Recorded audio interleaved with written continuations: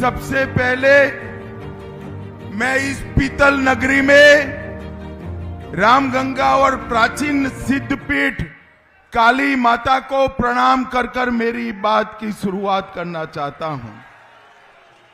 मैं जानता हूं मुरादाबाद के लोग 5 साल तक बहुत परेशान रहे या नहीं रहे भाई? अरे बोलो तो रहे हो या नहीं रहे हो? मगर इस बार ये रैली देखकर कहने चाहता हूं, ठाकुर सर्वेश सिंह का विजय, भव्य विजय निश्चित है। परमेश्वर लाल जी का विजय भी बड़े मार्जिन से निश्चित है। भाई और बहनों, 2014 और 19 दोनों में प्रधानमंत्री नरेंद्र मोदी जी बने, उसका सबसे बड़ा कारण मेरा उत्तर प्रदेश है। सबसे बड़ा कारण उत्तर प्रदेश है। 2014 में 73 सीटें और 19 में 65 सीटें दी और इसी के कारण मोदी जी पूर्ण बहुमत से प्रधानमंत्री बने। मगर इस बार तीसरी बार बनाना है। ना 73 चलेगी, ना 65 चलेगी। इस बार 80 की 80 सीटें नरेंद्र मोदी की झोली में। हमारे गुजरात में कहते हैं, पूत के लक्षण पालने में से पहला चुनाव कहां है भाई? बताओ तो जरा, पहला चुनाव कहां है? अबे पश्चिम वाले जैसा करेंगे ऐसा पूरा उत्तर प्रदेश करेगा, ठीक है ना? तो पश्चिम वालों ने बरोबर आगे बढ़ना है क्या? जरा जोर से बोलो, बढ़ना है क्या? मित्रों, आने वाले दिनों में एक एक घर से एक एक युवा, एक एक माता, बहन, भाई, किसान, दलित, मजदूर, पिछड़ा, सभी निकलकर कमल के निशान पर बटन दबाने का ये चुनाव है। भाई और बहनों, ये चुनाव में आप ठाकुर सर्वेश सिंह को वोट दोगे, परमेश्वर लाल सैनी को जो वोट दोगे, कमल के निशान पर जो बटन दबाओगे, वो वोट सीधा नरेंद्र मोदी को मिलने वाला है। यहां ठाकुर सर्वेश सिंह को वोट दिया, वहां मोदी जी तीसरी बार प्रधानमंत्री बने। मेरी बात समझ में आ रही है? देखो, मोदी जी ने 10 साल में देश की अर्थव्यवस्था को 11वें नंबर पर से 5वें नंबर पर लाया। अब आप तीसरी बार प्रधानमंत्री बना दो, मोदी गारंटी है कि इस बार तीसरे नंबर की अर्थव्यवस्था नरेंद्र मोदी जी बना देंगे। अभी मोदी जी ने 1 लाख करोड़पति, लखपति दीदी बनाए हैं। 1 लाख गरीब बहनों को लखपति बनाया है। 1 करोड़ अगर तीसरी बार बने तो 3 करोड़ लखपति दीदी बनाने का काम मोदी जी पूरा कर देंगे। भाई और बहनों, आपने 2 बार मोदी जी को चुन कर दिया। मैं आज कहने आया हूं, मोदी जी ने सारे वादे पूरे कर दिए, सारे वादे। कभी हमारा मजाक उड़ाते थे, ए राहुल बाबा के मंदिर वहीं बनाएंगे, तिथि नहीं बताएंगे। उड़ाते थे ना मजाक। मैंने बहुत मजाक सहन किया। 14 से 19 में मोदी जी ने आपको प्रधानमंत्री बनाया। 5 ही साल में कोर्ट का जजमेंट भी आ गया, अयोध्या में भूमि पूजन भी हो गया और 22 जनवरी को रामलल्ला का प्राण प्रतिष्ठा भी हो गया। भाई और बहनों, 500 साल के बाद 500 साल के बाद रामलल्ला टेंट की जगह अपने बड़े मंदिर के अंदर अपना जन्मदिन मनाने वाले हैं। इस रामनवमी को रामलल्ला का जन्मदिन अयोध्या के मंदिर में बनेगा। भाई और बहनों, मुझे बताओ मुरादाबाद वालों, ये मंदिर बनना चाहिए था या नहीं बनना चाहिए था? जोर से बोलो, बनना चाहिए था या नहीं बनना चाहिए? ये सपा, बसपा, कांग्रेस, ये तीनों लोग मंदिर का विरोध करते रहे। मोदी जी ने बना भी दिया, प्राण प्रतिष्ठा भी कर दिया, और आगे मैं बताना चाहता हूं, इनको निमंत्रण भेजा गया 22 जनवरी का, वो प्राण प्रतिष्ठा में सम्मिलित भी नहीं हुए, क्योंकि उनको अपनी वोट बैंक का डर लगता है, अपनी वोट बैंक का डर लगता है। भाई और बहनों, मैं आज मुरादाबाद वालों को कहने आया हूं, जिन्होंने सालों तक ये मंदिर को बनने नहीं दिया, उनमें इतनी नैतिक हिम्मत भी नहीं है कि प्राण प्रतिष्ठा के वक्त मंदिर की प्राण प्रतिष्ठा में उपस्थित रह जाए। चिंता मत करिए, उनको जो करना है वो करे। भारतीय जनता पार्टी की सरकार है, नरेंद्र मोदी प्रधानमंत्री है।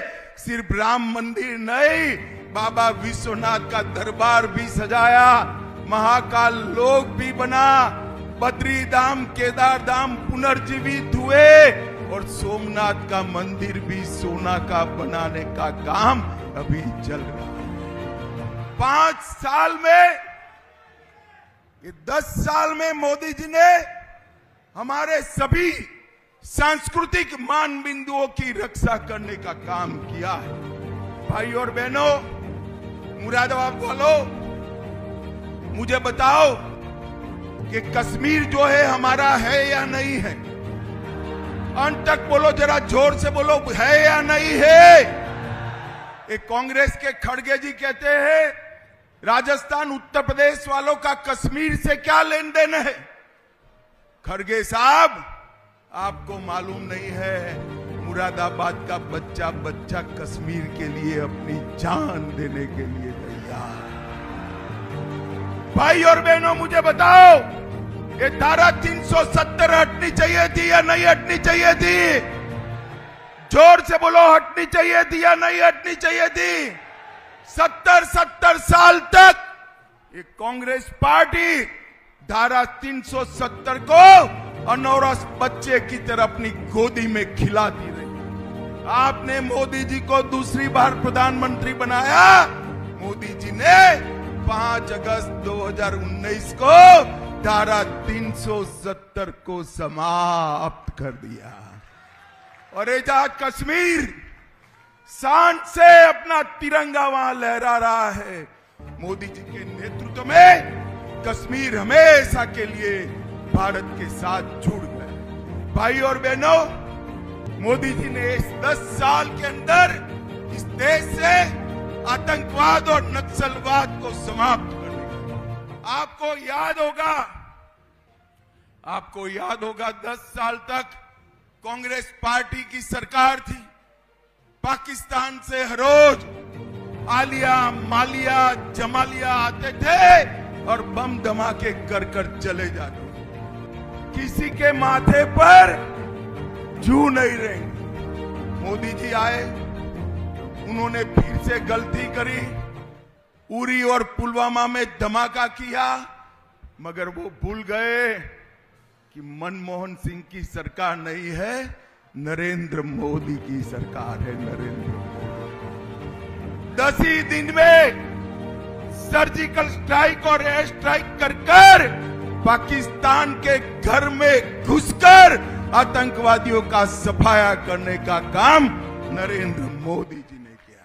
भाई और बहनों, मोदी जी ने देश को सुरक्षित किया है, मोदी जी ने देश को समृद्ध किया है, मोदी जी ने गरीबों का कल्याण करने का काम करा है। देश के अंदर 80 करोड़ से ज्यादा गरीबों को हर महीना प्रति व्यक्ति प्रति माह 5 किलो अनाज मुफ्त देने का काम नरेंद्र मोदी जी कर रहे हैं।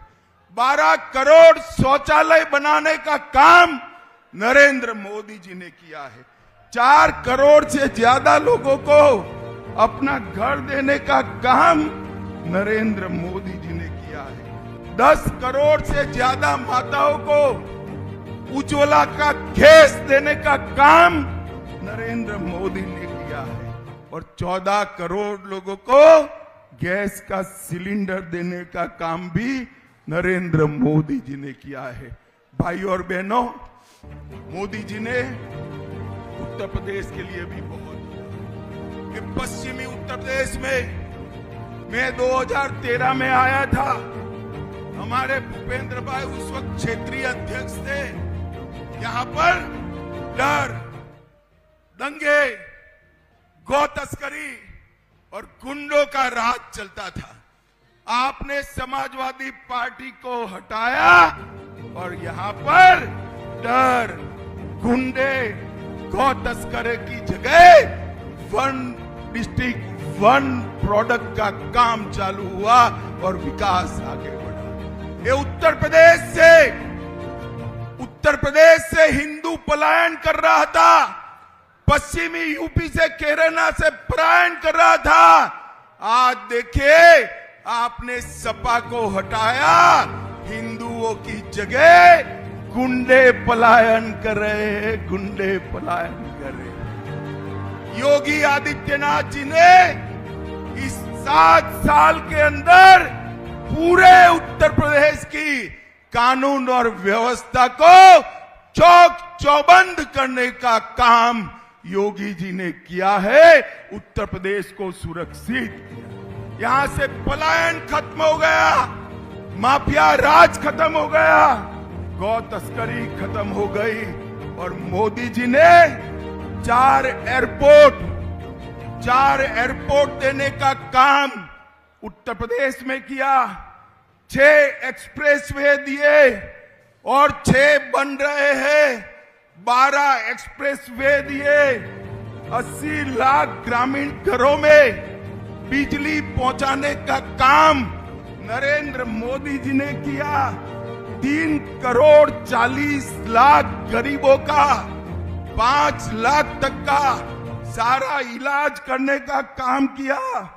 2 करोड़ 35 लाख शौचालय 10 साल में बने और 14 करोड़ लाभार्थियों को मुफ्त अनाज देने का काम नरेंद्र मोदी जी ने उत्तर प्रदेश को आगे बढ़ाने का।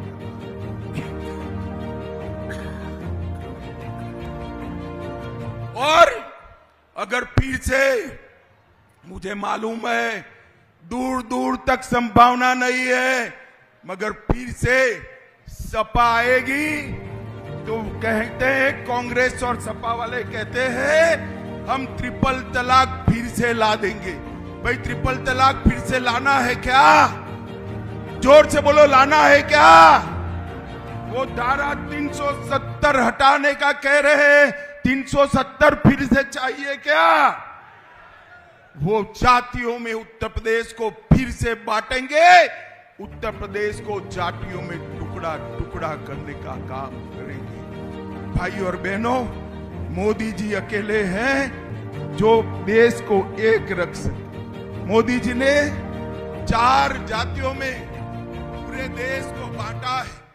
महिला, युवा, किसान और गरीब, 4 ही जातियों में पूरे देश को बांटकर सबका विकास करने का काम किया।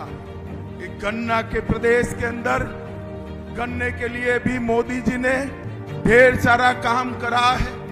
गन्ने की एफआरपी बढ़ाई 210 प्रति क्विंटल से 340 प्रति क्विंटल की। भुगतान 23,000 करोड़ से बढ़ाकर 2,50,000 करोड़ किया और नई चीनी मिलें 20 से अधिक चीनी मिलें चालू करी और 5 चीनी मिलें नई बनाने का काम मोदी जी ने किया। भाई और बहनों, यहाँ ज्यादा समय बिगाड़ने की, आपका ज्यादा समय बिगाड़ने की जरूरत नहीं है। मुझे मालूम है यहाँ पर कमल खिलने वाला है। मगर मैं आपको एक बात पूछने आया हूं, सर्वेश ठाकुर को 2 लाख से ज्यादा वोट से जिताना है, तो क्या इतने पंडाल में जो 30-40 हजार लोग हैं 2 लाख से ज्यादा वोट से जीत जाएंगे क्या? अरे यार नहीं जीतते, मैं भी बनिया हूं, हिसाब जानता हूं यार। नहीं जीतते भाई, नहीं जीतते। बोलो, मैं एक आइडिया बताऊं आपको, एक आइडिया बताऊं, करोगे तो बताओ, करोगे? सभी लोग हाथ ऊपर करो, करोगे? पक्का करोगे? मेरी सभा समाप्त होने के बाद हर एक व्यक्ति ने 50-50 फोन उत्तर प्रदेश में करने हैं कि कमल के फूल पर बटन दबाकर मोदी जी को तीसरी बार प्रधानमंत्री बनाना है। कर सकेंगे? 50-50 फोन करना है। देखिए, माँ को, बाप को, भाई को, भाभी को, बुआ को, फूफा को, मामा को, मामी को, बहन को, बहनों को 50 फोन करने हैं। करेंगे? पक्का करेंगे? हमारे आगे आओ भाई, दोनों लोग आगे। परमेश्वर लाल जी और सर्वेश ठाकुर को जिताएंगे, मोदी जी को तीसरी बार प्रधानमंत्री बनाएंगे, 400 पार कराएंगे। तो मेरे साथ दोनों हाथ उठाइए, उठाइए दोनों हाथ, मुट्ठी बींचे और प्रचंड आवाज से बोलिए, भारत माता की, भारत माता की।